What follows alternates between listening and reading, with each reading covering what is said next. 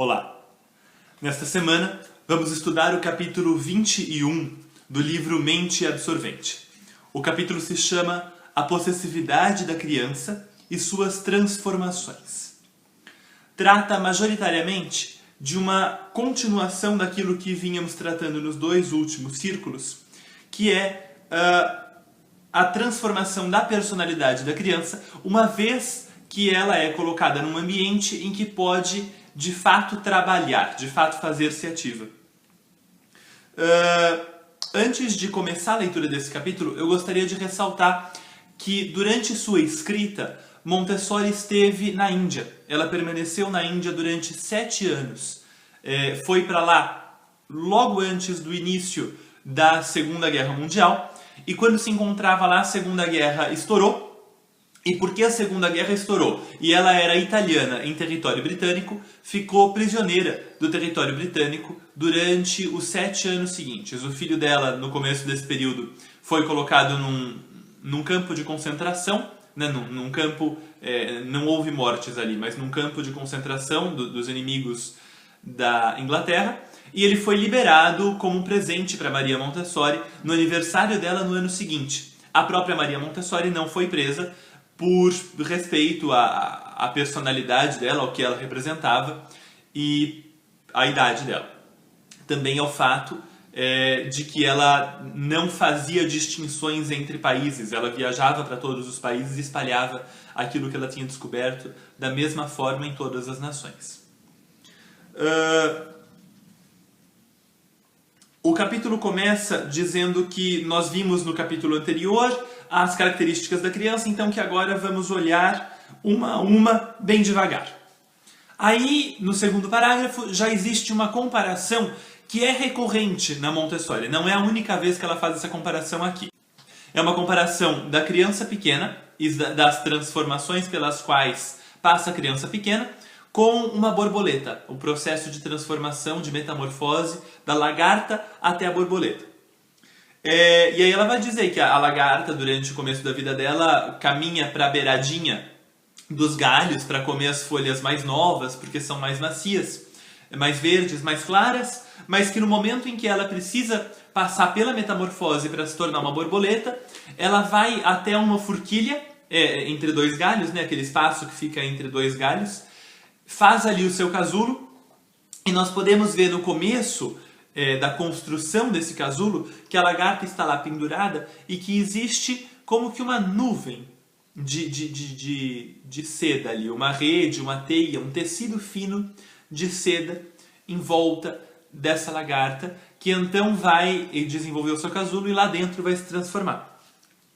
E aí a comparação é que nós conseguimos ver também alguma coisa parecida com isso na criança muito pequena, quando ela se concentra pela primeira vez.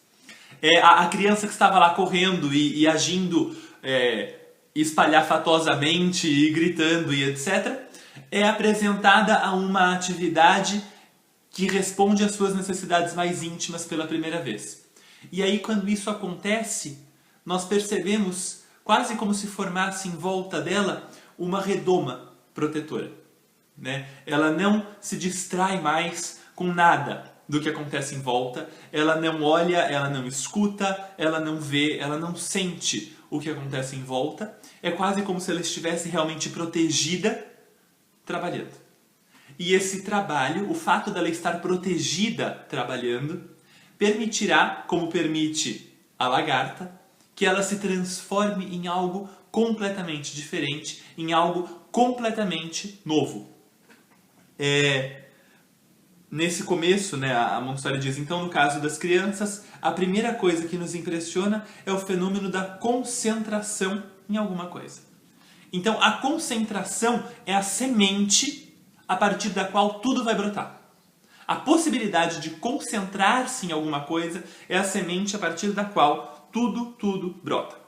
Quando nós vemos esse tipo de concentração, esse tipo de consciência em um adulto, usualmente nós relacionamos essa forma de estar no mundo com o gênio. Pensamos aí com facilidade no Einstein, eu acho que é a figura que mais rapidamente traz isso a nossa cabeça. Mas nós podemos pensar em qualquer um dos grandes gênios da humanidade.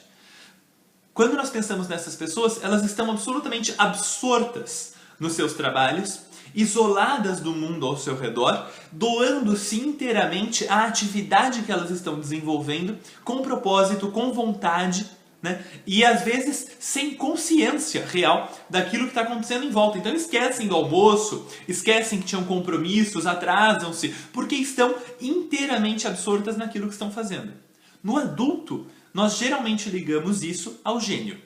Na criança, isso é absolutamente normal. E isso é muito bonito. Quando nós dizemos que é necessário ter respeito e reverência pela criança, é porque ela é capaz de ser aquilo que nós somos no nosso melhor. Quando nós chegamos ao nosso máximo, nós somos aquilo que a criança é normalmente.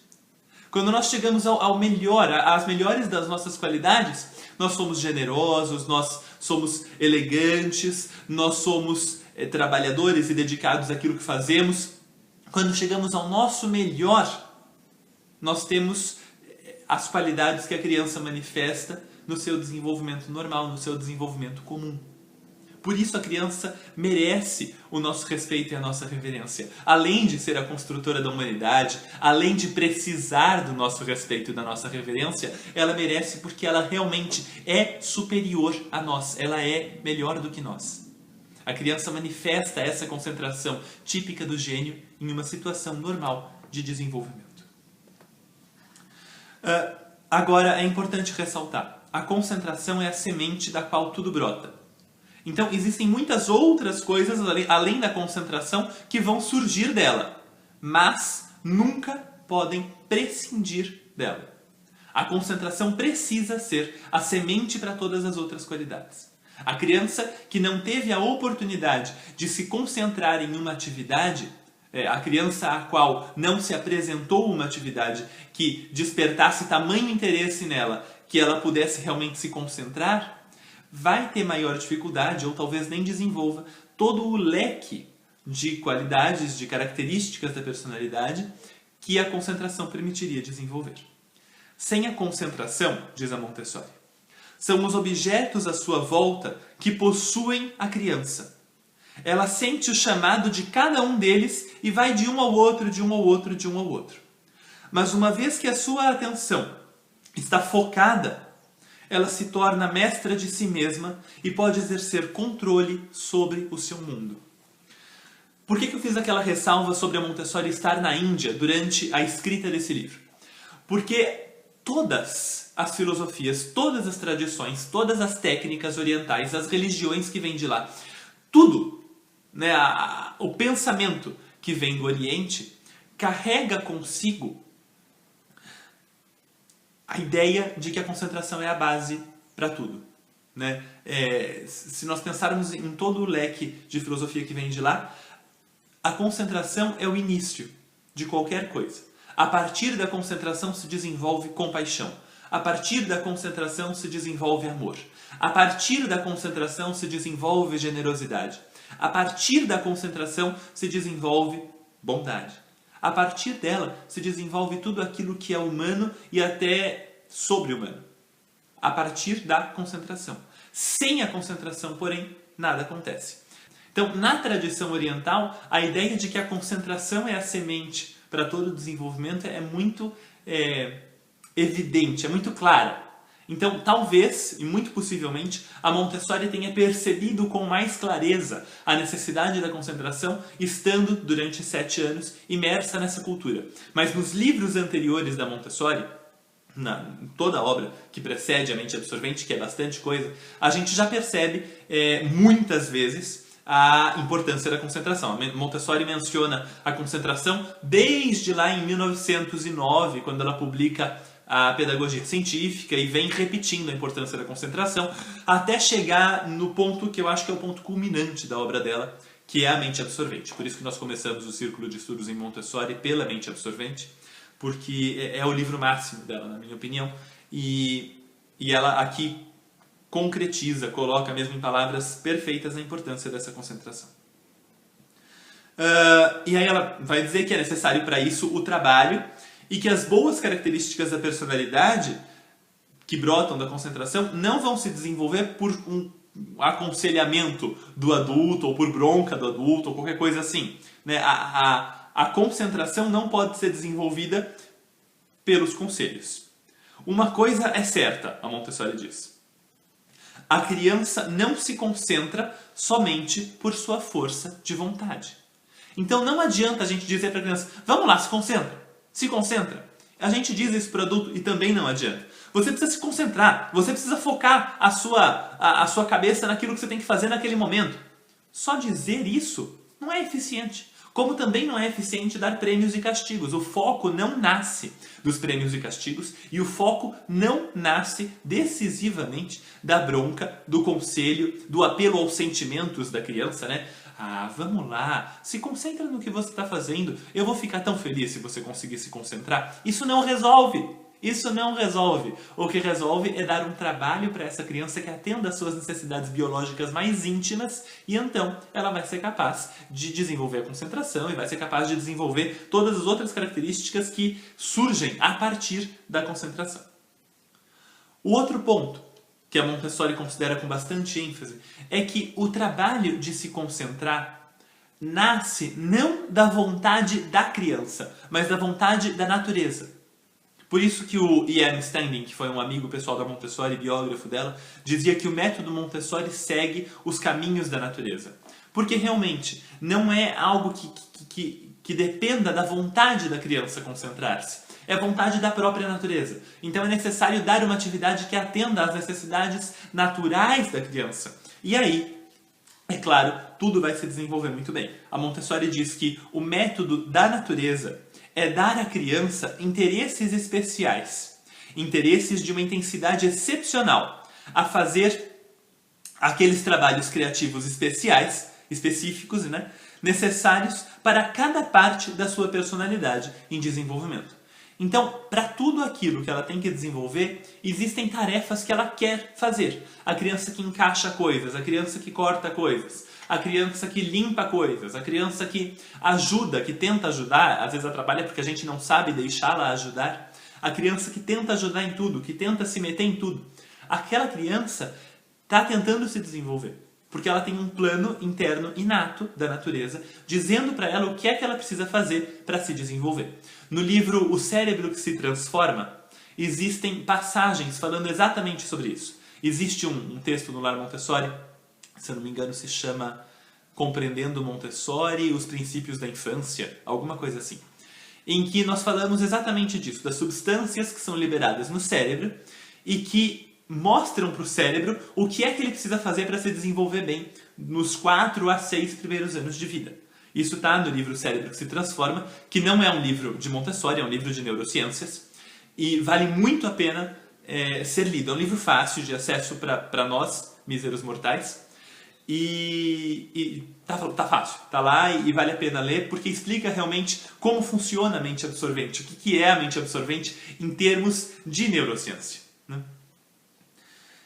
Depois da concentração, portanto, vem a perseverança. A perseverança, para Montessori, aparece na criança por meio da repetição. E é assim no adulto também.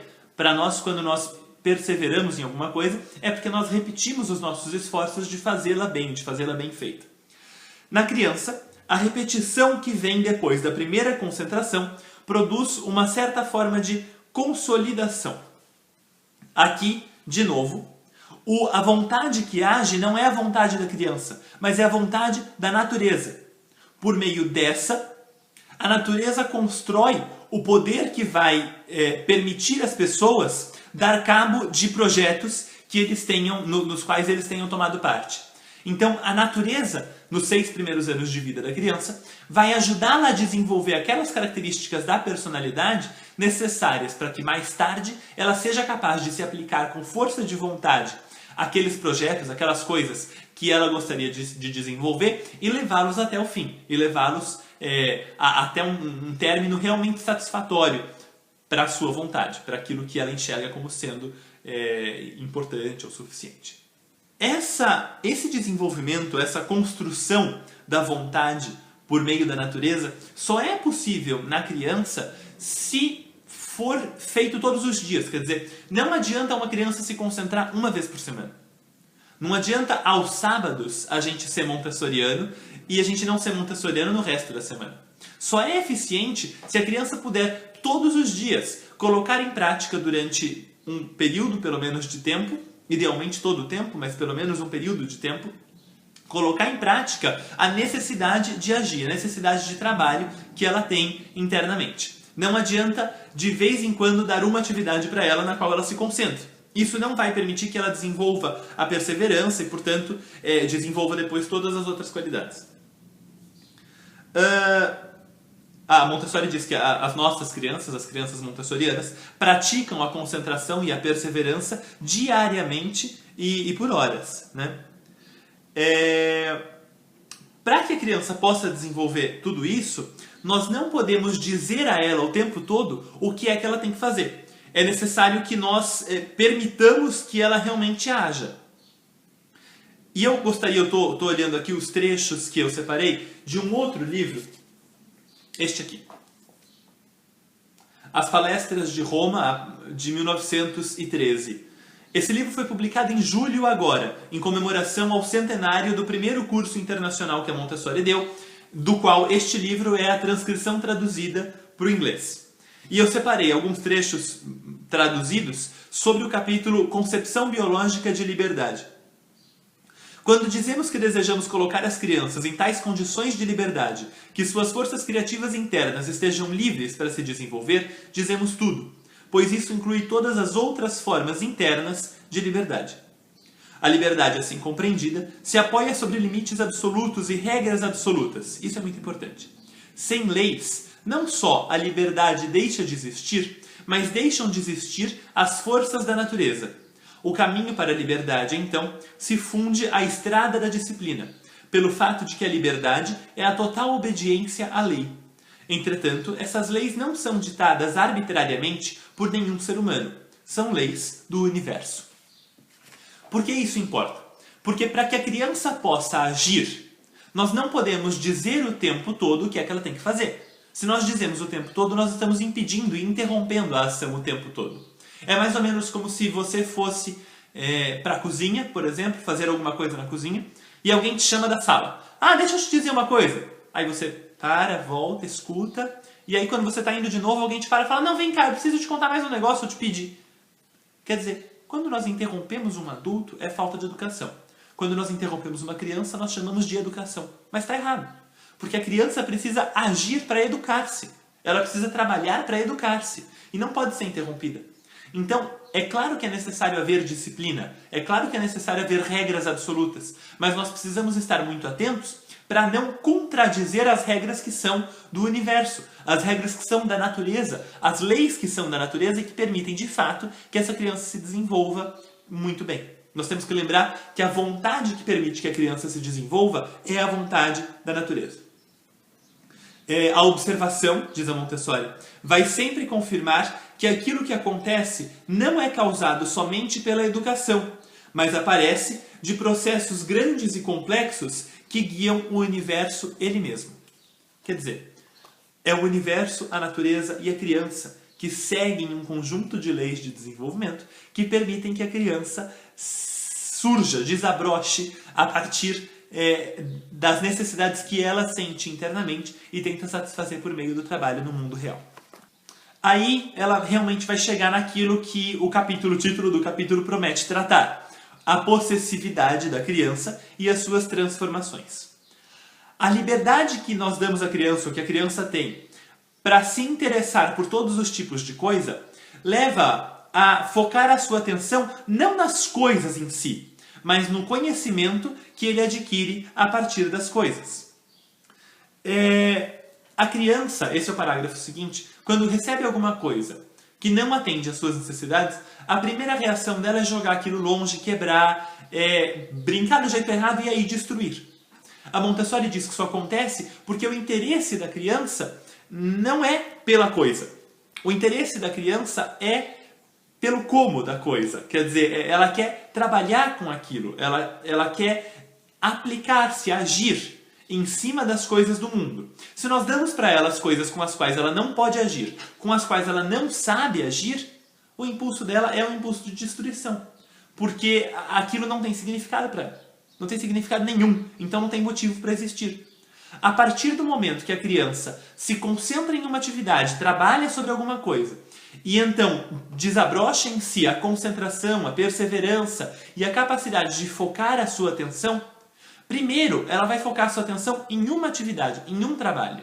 E aí ela vai desenvolver um grande amor, um grande carinho por aquele trabalho e ela não vai destruí-lo, ela vai mantê-lo, ela vai até cuidar daquilo com muito carinho. Quando ela desenvolve essas características para um trabalho, ela desenvolve para todos os trabalhos.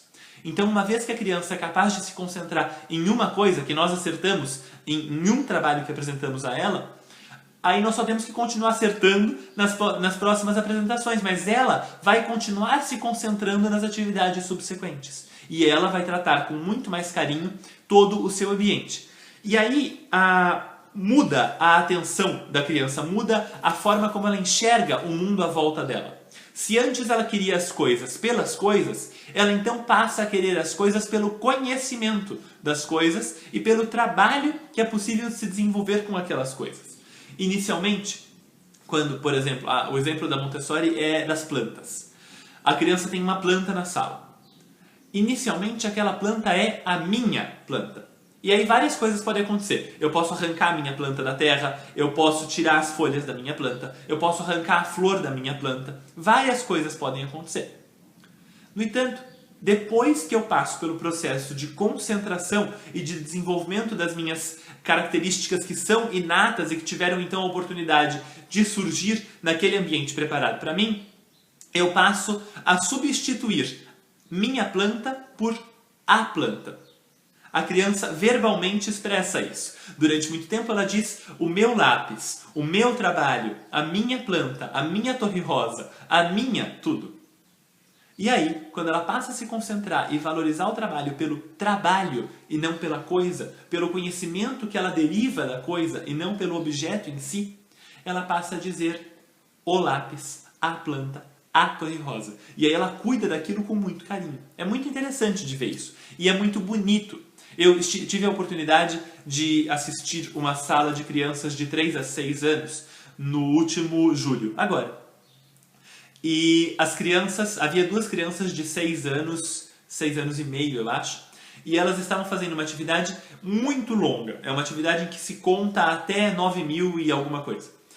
E essa atividade é longuíssima, ela ocupa um espaço grande da sala, ela exige muitas peças de um material que ocupa de fato uma prateleira inteira da sala, um empenho muito grande da criança e muito tempo para terminar. É uma atividade difícil.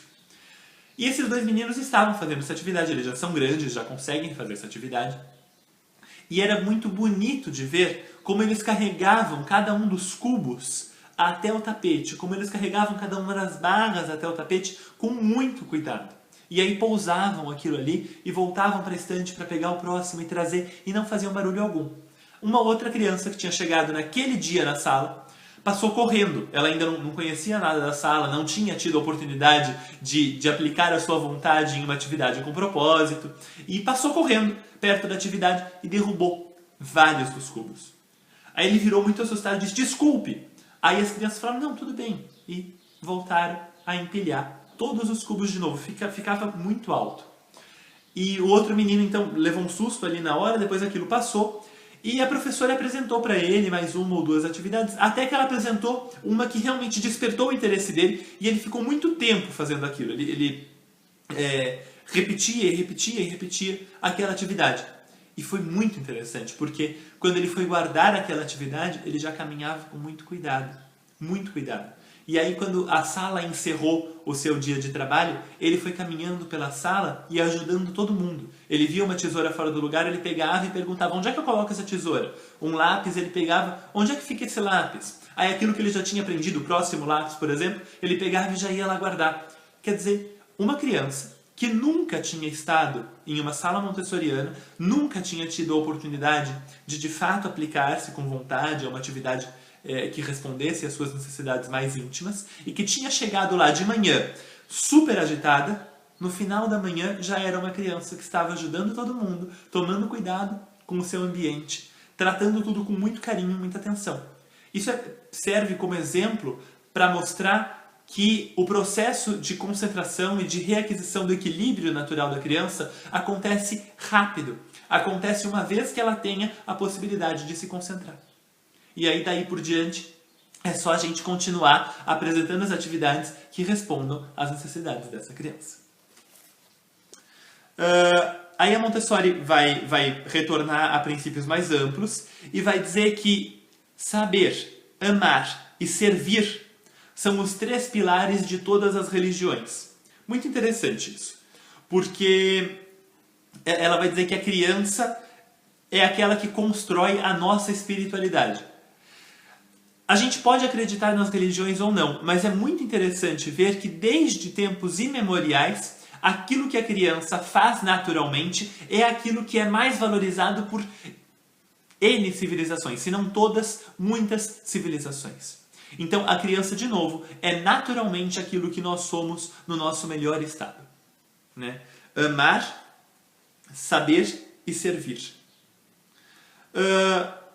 E é o trabalho com concentração que permite que a criança desenvolva tudo isso. Aí, a última passagem do capítulo. O que importa não é a física, a botânica, o trabalho das mãos. Essas são algumas coisas que nós temos na sala de aula dos pequenos. Quer dizer, o exercício envolve matemática, envolve linguagem, envolve ciências, envolve geografia, história. Todos eles envolvem as mãos e assim por diante. Todos eles envolvem os sentidos. O que importa não é nada disso, mas a vontade e os componentes do espírito humano que se constroem por meio do trabalho. A criança é a construtora espiritual do gênero humano, e os obstáculos ao seu desenvolvimento livre são as pedras na parede, por meio da qual a alma do homem se torna aprisionada. Bem recentemente foram publicados 2 vídeos, eu termino com essa recomendação. 2 vídeos no TED, TED.com. Foram publicadas 2 palestras lá da Brené Brown, na verdade. Sobre vulnerabilidade. Se você procurar TED vulnerabilidade no Google, isso deve ser suficiente para encontrar as palestras dessa senhora. Ela é pesquisadora há muitos anos, ela pesquisa vulnerabilidade há 12 anos, e ela diz que uma das coisas que mais faltam na nossa sociedade é que nós nos abramos para o mundo. Nós somos fechados demais, nós temos paredes demais em volta da nossa personalidade, e então, da mesma forma que nós nos protegemos daquilo que poderia nos atacar com o mundo, através do mundo, nós nos protegemos daquilo que poderia vir até nós e que seria bom do mundo. E nós protegemos o mundo daquilo que seria melhor de nós. São 2 palestras de 15 ou 20 minutos. Vale muito a pena ver assim que você terminar esse vídeo e ler o capítulo do Mente Absorvente, porque trata justamente do que é que acontece quando alguém não pode passar pelo que passam as crianças de 0 a 6 anos nas salas montessorianas. As pessoas se tornam invulneráveis. E aí, da mesma forma que elas não são atacadas pelo mundo, ou são muito menos atacadas pelo mundo, elas não são agraciadas pelo mundo e elas não são capazes de agraciar o mundo com o que tem de melhor em si. Então, eu vou ler de novo esse final porque eu acho que ele adquire uma nova significação depois do estudo de 12 anos da Brené Brown. A criança é a construtora espiritual do gênero humano, e os obstáculos ao seu livre desenvolvimento são as pedras na parede pela qual a alma do homem se torna aprisionada. Então, o que nós temos que fazer é tirar os obstáculos da frente do desenvolvimento livre da criança, para que assim nós não tenhamos de demolir uma parede. Uma das coisas que a Brené Brown vai dizer nas suas palestras é que nós temos que demolir essa parede, nós temos de nos tornar vulneráveis, e que isso é um processo doloroso, porque é agressivo para nós, porque nós não estamos acostumados a sermos vulneráveis. E o que a Montessori está dizendo é, não é necessário destruir a parede quando a gente é adulto, se desde quando nós formos crianças, ninguém construir essa parede. Os obstáculos ao livre desenvolvimento da criança são pedras que constroem um muro que impedem, então, o desenvolvimento pleno da personalidade humana e aprisionam essa personalidade humana. Se nós não tivermos obstáculos a esse livre desenvolvimento, essa personalidade floresce, desabrocha e é capaz de ser agraciada e agraciar o mundo com o que tem de melhor. Eu gostaria de fazer um anúncio final. Neste final de semana, agora, sexta-feira, eu vou para Fortaleza para dar um curso para famílias lá em Fortaleza. Nós não sabemos ainda, eu não sei ainda, quantos inscritos tem nesse curso, mas, enfim, é Fortaleza. Eu sou daqui de São Paulo, então é uma alegria ir até um outro estado particularmente longe do meu para levar um pouco de Montessori para lá também. Eu estou muito contente de poder espalhar Montessori além das fronteiras de São Paulo e claro que todo mundo que é de Fortaleza e arredores, ou mesmo de longe, está super convidado para ir para lá. Se vocês forem até a página do Lar Montessori no Facebook, vocês podem encontrar o cartaz desse curso de Fortaleza e o link para fazer a sua inscrição. Ele vai existir no sábado que vem e vai durar 10 horas. Você está muito convidado, é um curso de introdução ao método Montessori. Antes disso, porém, na quinta-feira, nós nos encontramos no Círculo de Estudos em Montessori número 16 para discutir o capítulo 21 do livro Mente Absorvente, que é esse que nós acabamos de ler. A possessividade da criança e suas transformações. Até lá!